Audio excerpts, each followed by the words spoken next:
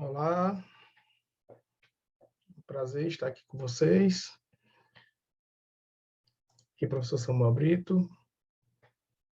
Vou falar sobre o nosso projeto Parques em Movimento.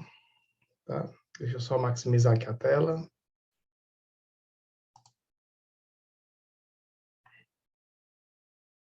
Pronto.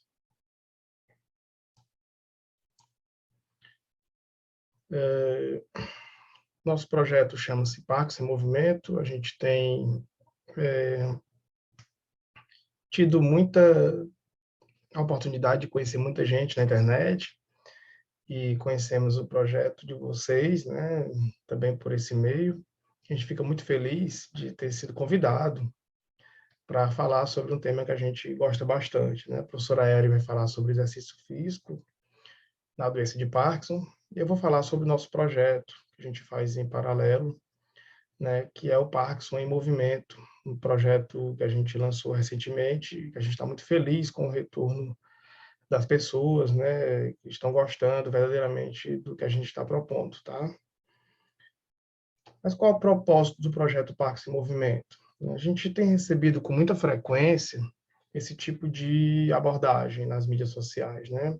Gostaria da sua ajuda, tenho um aluno com Parkinson, gostaria de saber se a senhora poderia me indicar 3 estudos, né, uma espécie de guia, com avaliação física, protocolos, treinamento, para que eu possa orientar melhor o meu trabalho. Isso um personal trainer perguntando para a gente, né? Aqui, outro profissional, salvo engano, nesse caso, um fisioterapeuta, falando, ó, pois é, Samuel, daí de menos de um mês para cá, mais ou menos, e ela, ou seja, a paciente, está tendo dificuldades na fala, porque a voz dela está enrolando mais, ela acha que está perdendo força. Enquanto a fala, a gente não teria participação, obviamente, que existem os profissionais habilitados para isso, né? Principalmente a fonoaudiologia. Mas quando fala é perdendo força na perna e está desequilibrando muito, aí entra a educação física, a fisioterapia, com certeza, né? Chegou a cair 2 vezes nesse mês. Então, essa é outra abordagem que a gente tem, que tem ocorrido no nosso Instagram, principalmente. Aqui um personal, né, ela mandou uma mensagem para ela, então amanhã eu vou avaliar um aluno que ele tem 75 anos e tem Parkinson. Me diz aqui quais são as estratégias mais interessantes que tu achas que eu devo tomar com avaliação principalmente na anamnese. Quais são os testes que eu devo utilizar?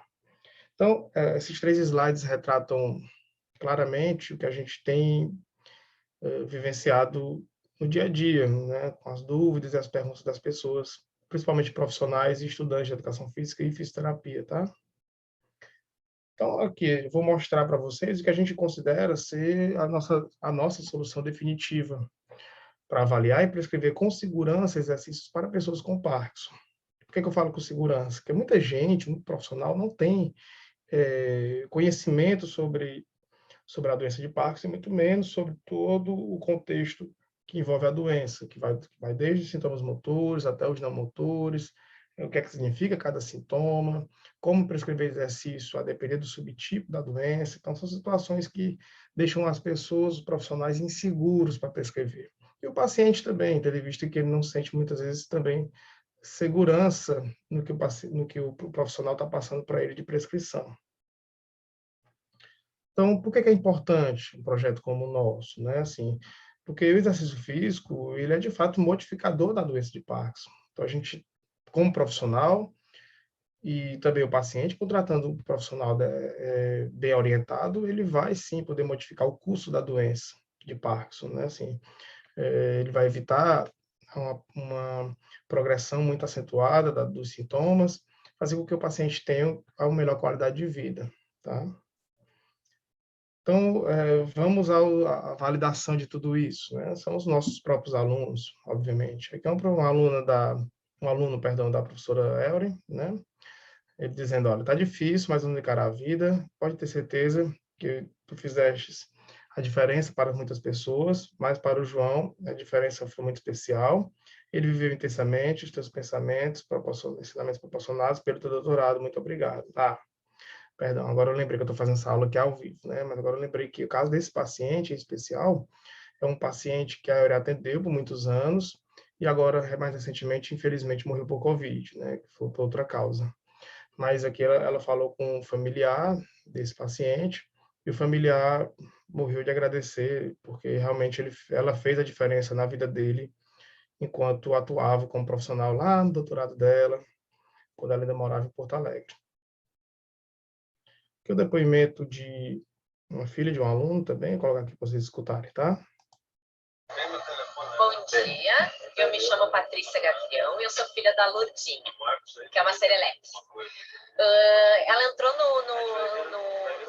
na caminhada quando a Elrin teve na Associação de Parkinson convidando.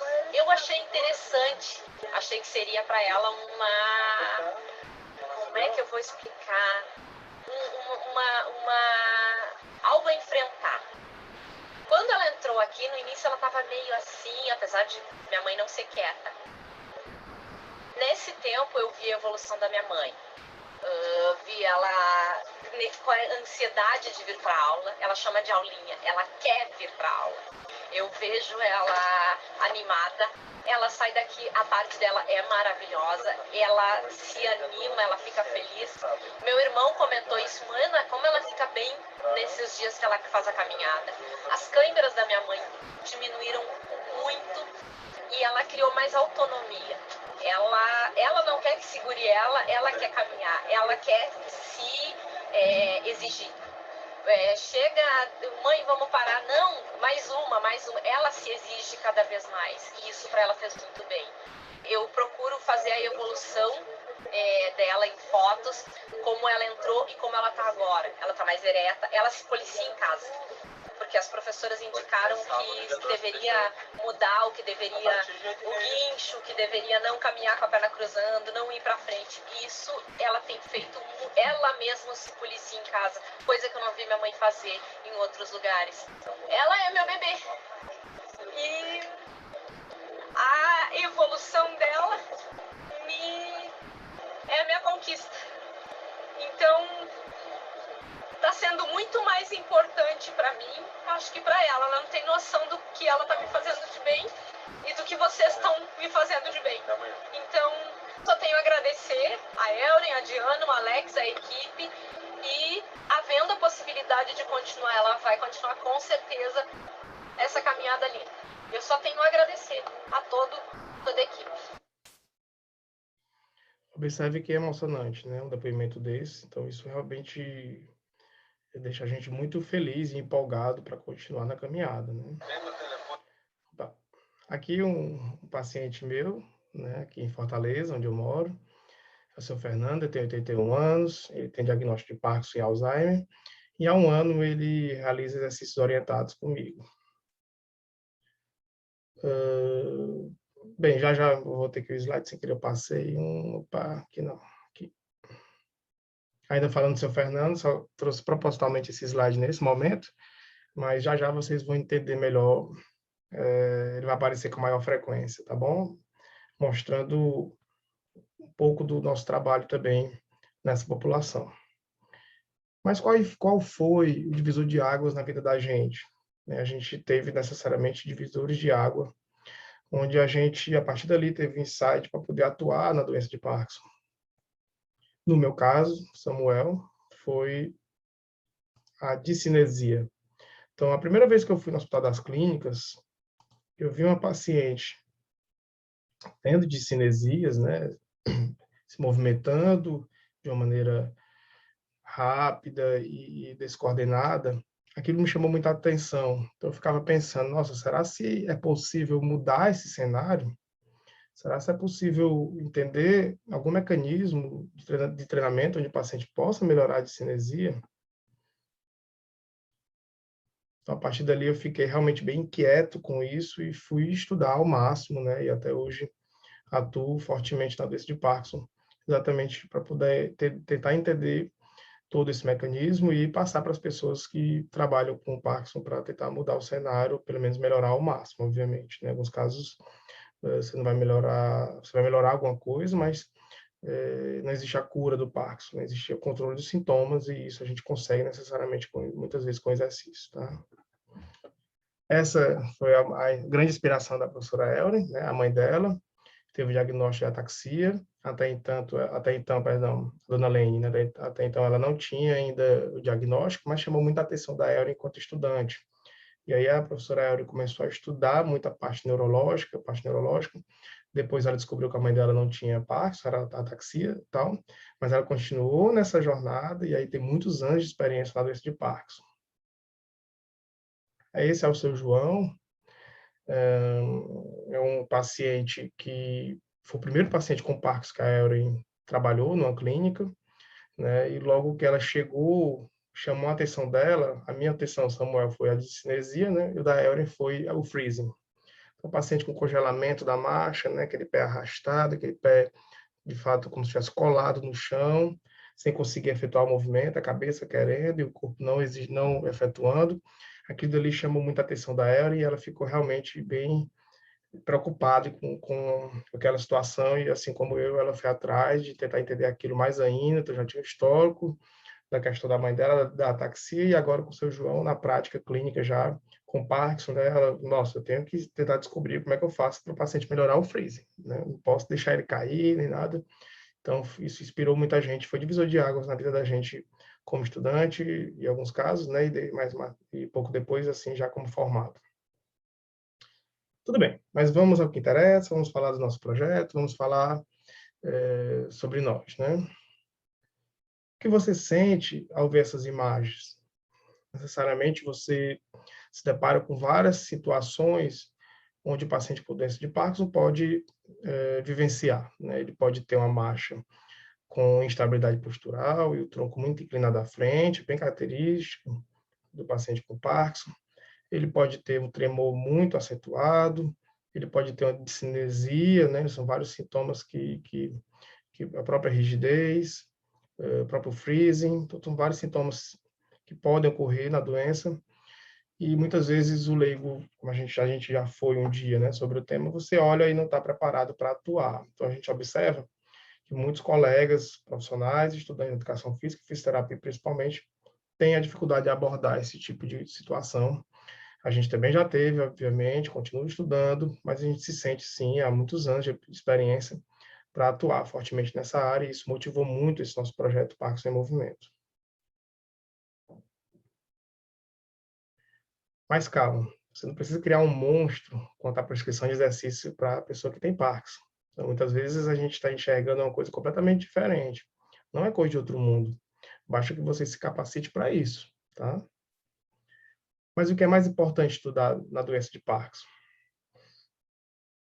A doença de Parkinson, ela é uma doença que está associada a vários fatores de risco, dentre eles o envelhecimento, né? A população está envelhecendo e o número de pessoas com Parkinson aumenta, não só no Brasil, mas no mundo inteiro.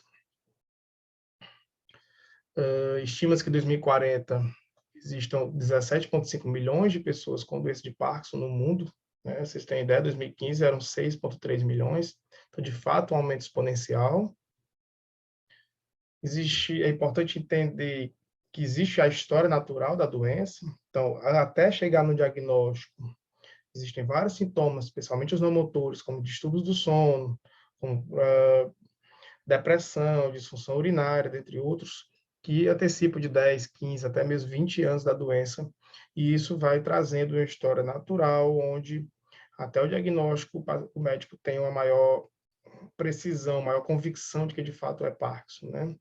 Obviamente que tem outros fatores que depois vão dar o diagnóstico, mas esses sintomas não motores que antecedem, eles necessariamente fazem parte da história natural e já vão acendendo o sinal de alerta para os profissionais, né? E principalmente para o médico na hora do diagnóstico. A diminuição da velocidade do movimento, assim como o tremor, são sintomas que ocorrem ali bem próximo do diagnóstico, né? E aí depois a gente tem os sintomas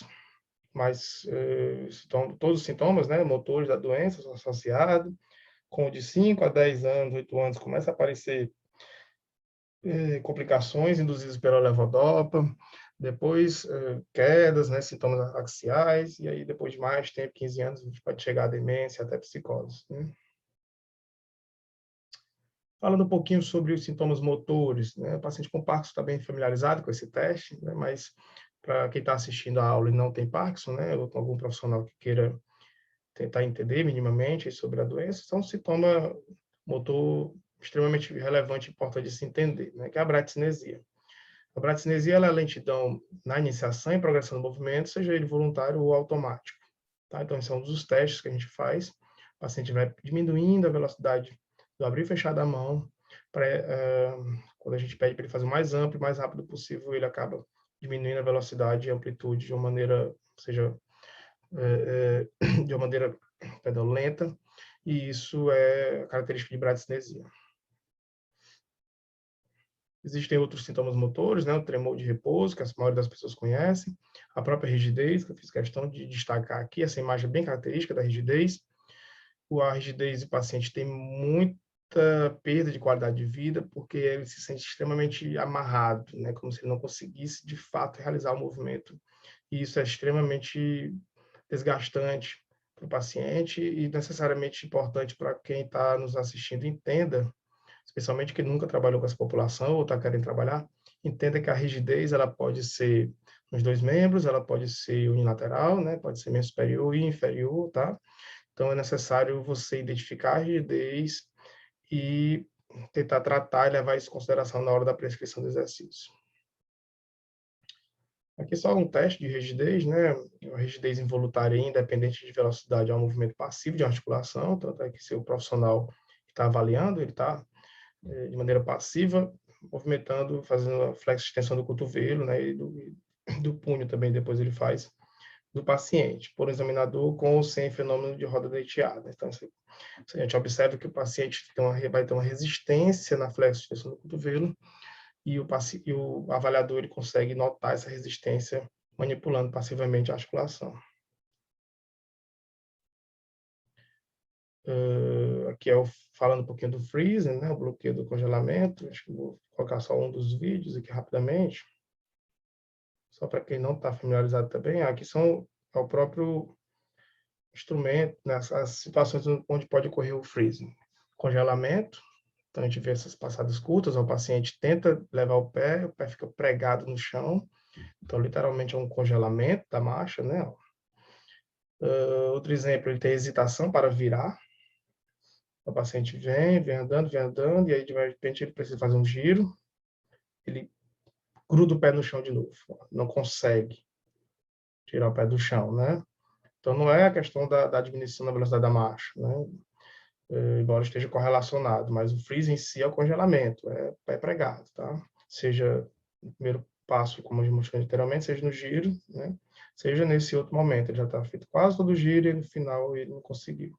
E que é a quarta situação da hesitação para dar o primeiro passo. Ele não consegue dar o primeiro passo, que está travado. Tá? Então, essas situações aí que caracterizam o freezing of gait, ou congelamento da marcha.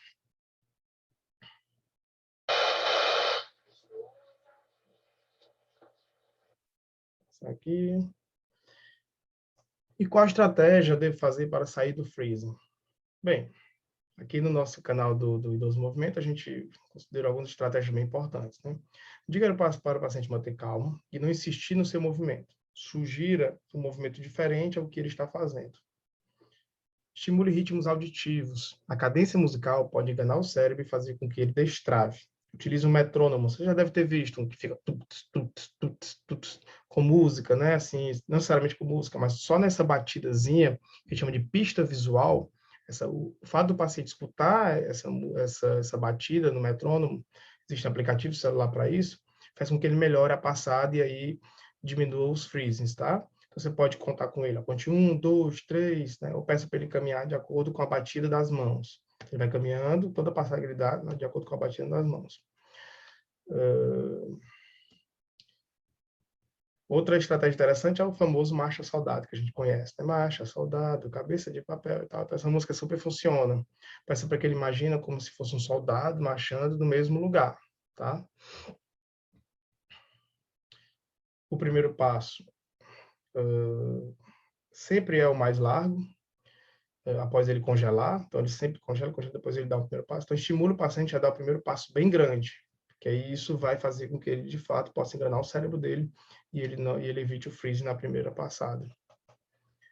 Pistas visuais é bem importante também. Existem hoje em dia bastões, aplicativos com laser, então aqueles lasers mesmo que usa-se para outras coisas, né? Pode usar aquela bolinha no chão, né? Com uma pista visual. Então você pode colocar isso para imaginar como se fosse uma linha imaginária enquanto caminha. Já é sabido que não necessariamente só com esses lasers e tal, com bastões que tem laser, você pode fazer linhas no chão, propositalmente, para o paciente passar por cima dessas linhas e vencer o freezing, ou seja, vencer o congelamento da marcha.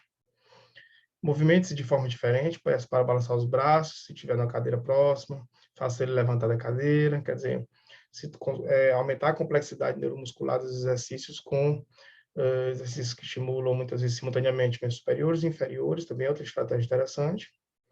E a mudança de direção, pois mais desviador que seja, mudar de direção, como caminhar para o lado, ou uma marcha de ré, caminhar de costas, pode auxiliar para o aluno a sair do congelamento. Então, veja que interessante. São estratégias que, se a gente tiver conhecimento da doença e também segurança no que a gente está fazendo, a gente consegue proporcionar ao paciente melhorar muito o freezing. Tá?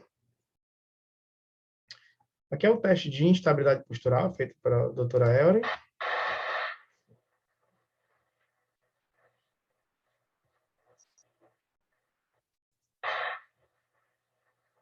Só para ilustrar, né, um teste muito importante na doença de Parkinson, para dizer o estadiamento da doença, né, o estágio que o paciente se encontra. O paciente com Parkinson, ele tendo estabilidade postural, diminui muito a qualidade de vida, né, ele passa a cair mais. E vejam que interessante, o exercício pode melhorar muito os sintomas motores da doença de Parkinson, tá? E a instabilidade postural também. Vários exercícios de equilíbrio, obviamente seguindo uma sequência lógica, pode melhorar a instabilidade postural. E a gente, realizando o teste adequado e prescrevendo exercícios de maneira específica e única, individualizada, a gente tem sim retorno, tá? É bem importante, a gente fala muito de sintomas motores, mas entenda que existem os sintomas não motores, que estão escondidos, né? Até falei em alguns slides anteriores, que os sintomas não motores eles acontecem antes da doença, né? Assim, e depois do diagnóstico, muitos deles, obviamente, se tem uma piora, né? Acontece que a gente muitas vezes negligencia, como profissional ou para o paciente, também eles estão escondidos, né? A gente só olha para o tremor, só olha para a rigidez, só olha para a bradicinesia, só olha para a instabilidade postural, só olha para o freezing e esquece a depressão, esquece os distúrbios do sono. E tudo isso é muito importante porque elas são fortemente correlacionadas. A gente não pode nunca esquecer dos sintomas não motores na doença de Parkinson. Outra coisa importante na aula de hoje que você precisa necessariamente saber é que a maioria das pessoas só vê o Parkinson com tremor, né? Como tremor, e o pior, só enxergam a doença de Parkinson com dois subtipos. O tremor dominante, que é o mais conhecido, ou o tremor não dominante, onde o paciente é rígido, acinético, ou tem instabilidade postural com dificuldade na marcha. Então, assim, isso são aspectos motores. Acontece que hoje a gente já sabe que existem outros aspectos, outros subtipos na doença de Parkinson. Então, assim, só para contextualizar ainda sobre a questão dos subtipos, né, os mais conhecidos motores. O paciente que tem um subtipo tremor dominante, ele tem hiperatividade de áreas corticais.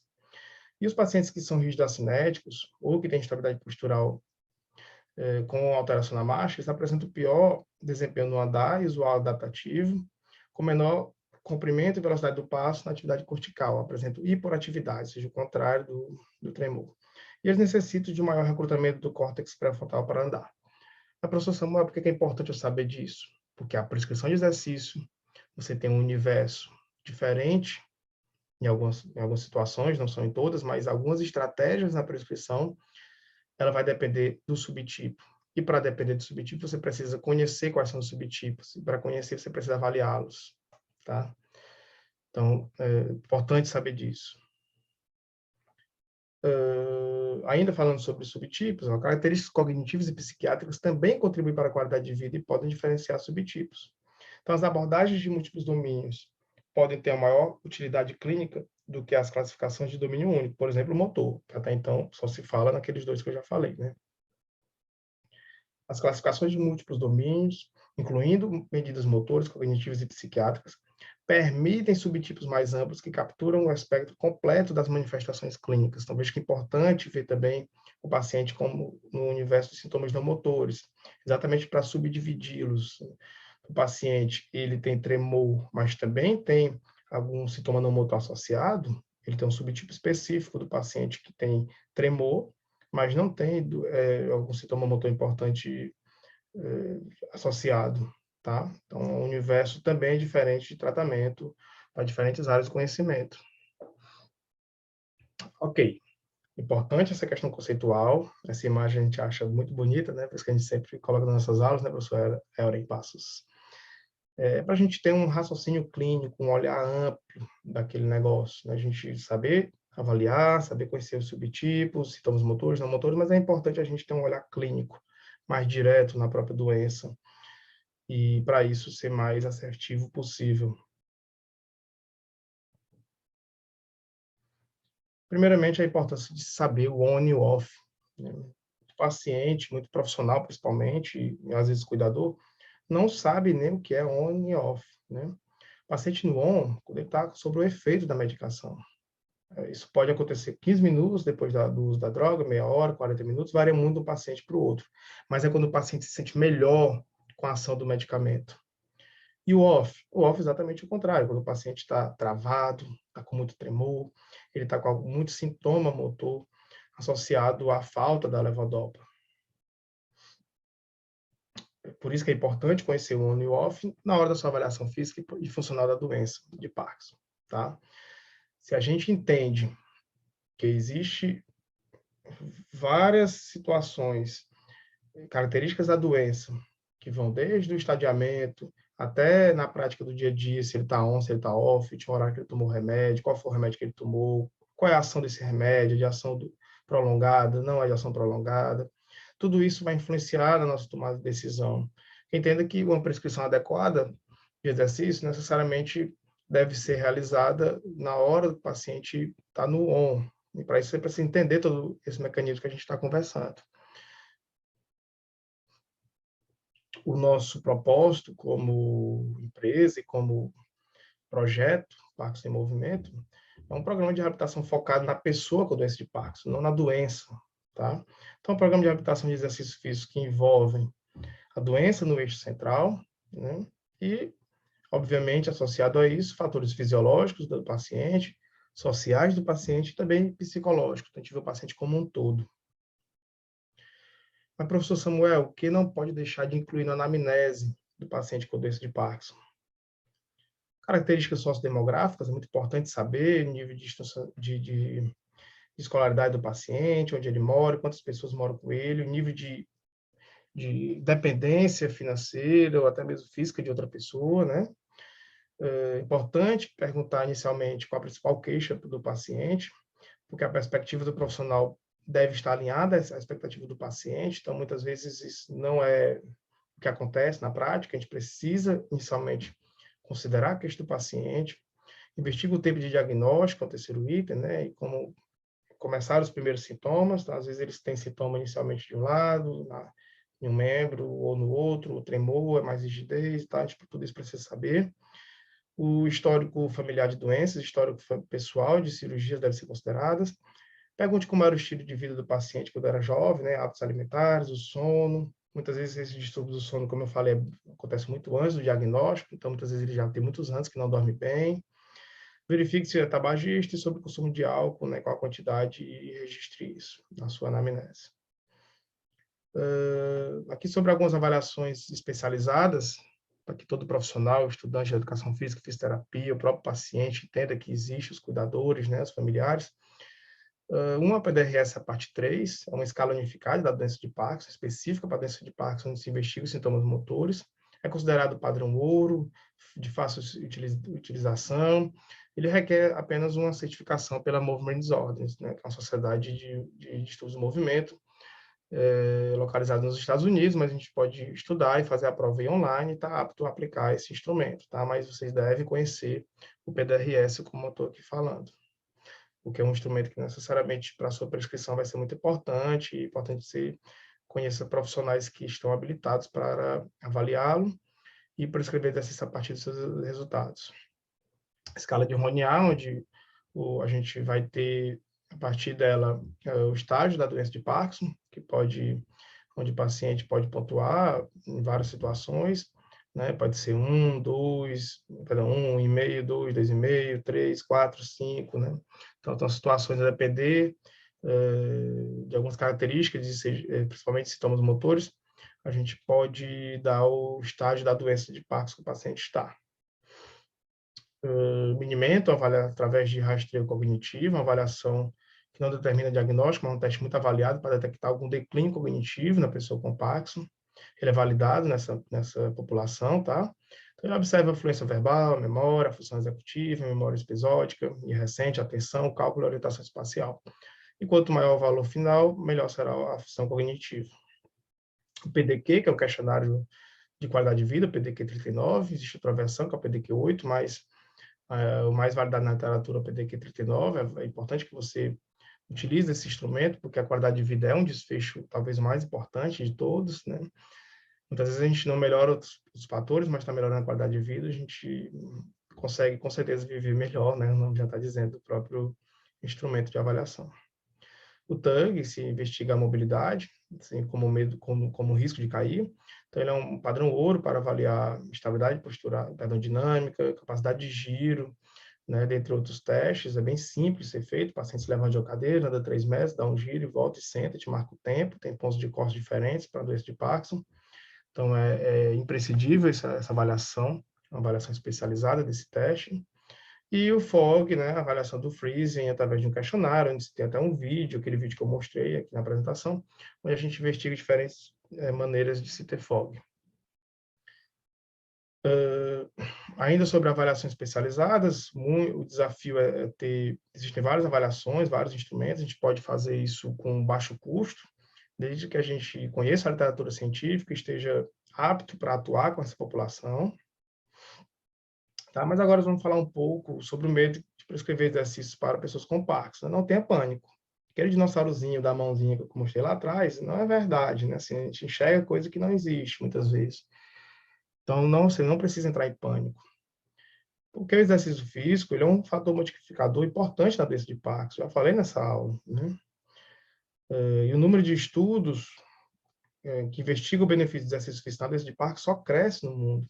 Então, é um método imprescindível, especialmente se realizado já nos estágios iniciais da doença. Mas nunca é tarde para começar, tá? Porque os sintomas melhoram, independente do estágio que você esteja nesse momento. Aqui, o exercício no estágio 1, lembra que eu falei do meu aluno, o seu Fernando, né? Que eu tenho duas situações aqui, do lado esquerdo ele fazendo exercício de equilíbrio dinâmico. De trás. Na linha, na linha.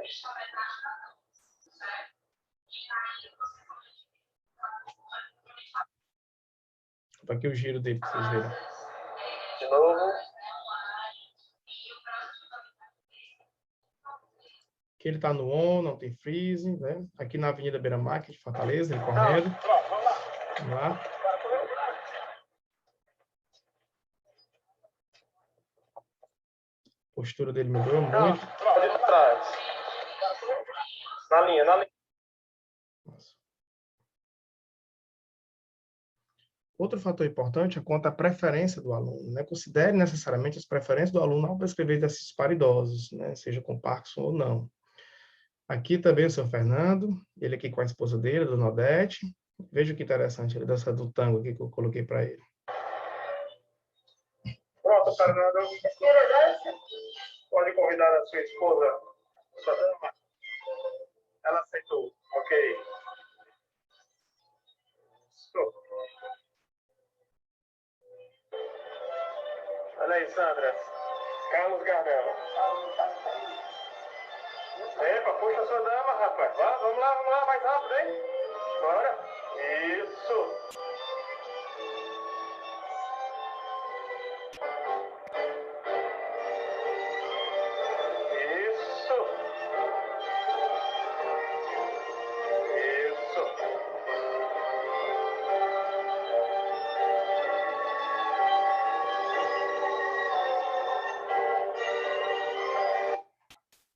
Eu vejo como o seu Fernando está um verdadeiro pé de valsa, né? Dançando super bem, realizando atividades neuromusculares mais complexas, né? Ele não faz só exercício de força, nem só exercício aeróbico, ele também tem alguma modalidade nesse outro sentido. Por isso, o motivo também de eu trazer esse slide que eu vou mostrar agora.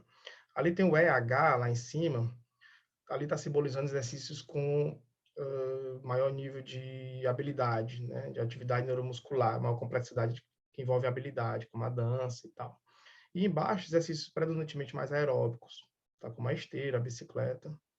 Então, exercícios mais aeróbicos, eles trazem um benefício com o aumento do fluxo sanguíneo, incluindo os circuitos cerebrais nos gânglios da base do cerebelo envolvidos no controle motor. Já exercícios que geram mais habilidades envolvem os circuitos corticais pré-frontais e estão associados com as funções executivas. Então, veja que interessante. Por isso que é importante fazer duas coisas. Valorizar o que o paciente gosta de fazer, associado a algo complementar. Então, o senhor Fernando faz muito exercício aeróbico comigo, faz muito exercício de força, e também faz questão de ver, eventualmente, ele fazer uma dança com a esposa dele, como eu mostrei no vídeo, né? Porque ali, sim, ele tem o maior envolvimento de circuitos corticais pré-frontais que estão associados a funções executivas, né? Um outro universo de benefício. Então, eu fecho a grade aí com dois grandes benefícios e por estar trazendo diferentes manifestações motoras para o paciente, que não só uma modalidade específica. Aqui eu fiz questão de trazer essa animação aqui do Super Mario, né? Está na primeira parte ainda de todo o complexo que é a doença de Parkinson, obviamente que assim não é coisa de outro mundo, mas necessariamente você precisa de um tempo de experiência, de estudo. Por isso que eu e a professora Elra, a gente trouxe a proposta do Parkinson em Movimento, desse projeto. A gente lançou um curso recentemente. Nesse momento as vagas estão fechadas, tá? Porque a gente entende que a gente precisa dar o melhor para aquelas pessoas que estão ali nos assistindo, né? Mas brevemente a gente pretende abrir uma segunda turma, porque a gente já tem começado a ter lista de espera, inclusive. Isso para quê? Para capacitar profissionais, estudantes, principalmente de educação física e fisioterapia, para estarem preparados para atuar com o paciente que tem a doença de Parkinson. Tem ocorrido também o contrário, assim, tem ocorrido paciente que tem feito o curso também para poder, enfim, entender melhor a doença, todo esse universo, né? E tem pacientes que estão até financiando, pagando mesmo, profissionais o curso, mas tem ocorrido, bem legal, trabalhando para os dois lados. Bem, é isso. Aqui nossas mídias, por favor, entre lá, né? Idoso em Movimento, no nosso Instagram, Idoso em Movimento Oficial, nosso canal no YouTube, Idoso em Movimento Oficial também. Será um prazer tê-los. Qualquer dúvida, pode contar conosco, professor Samuel Brito e professora doutora Euren Passos. Grande abraço.